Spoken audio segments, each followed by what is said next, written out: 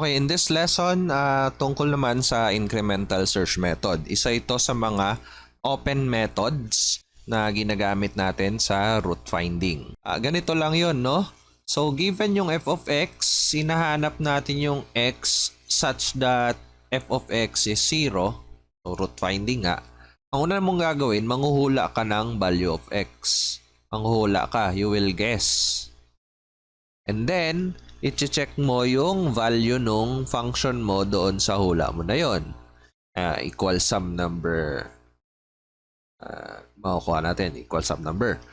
And then, next is step. Ito na, magsisimula na yung iteration natin.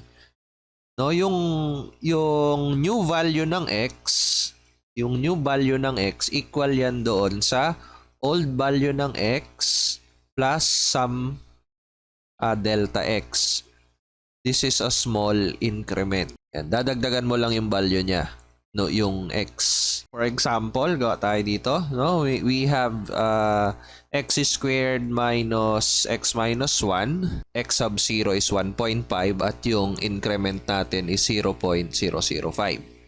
So ganito, gawin natin, no.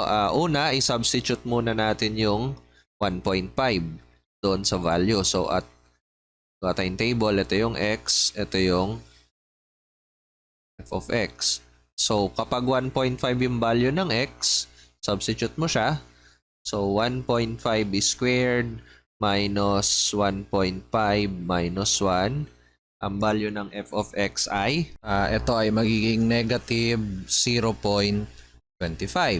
So, next is step. So, this is our first iteration. Sa second iteration natin, yung x natin, dadagdagan natin nung increment na 0.005. So, from 1.5 maging 1.505.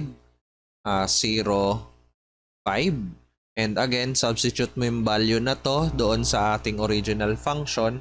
You will get negative 0.239975.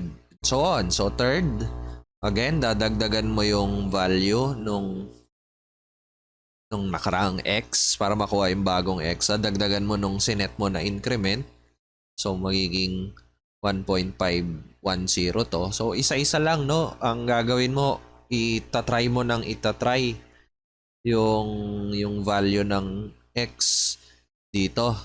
So, this is 0.2299 and so on. Hanggang aabot ako sa 1.61. At may kita ko, ang value ng x ko ay ng f of x is 0.0179 and then 1.615, which gives me a value of f of x na negative 0.006775. Finally, pag ginawa ko 1.620, dadagdagan ko yun ng 0.005, di ba? Ito yung x. Yung f of x ko, pag sinubstitute ko na tong x na to, nakikita ko, this is a positive number. So, positive 0.0044.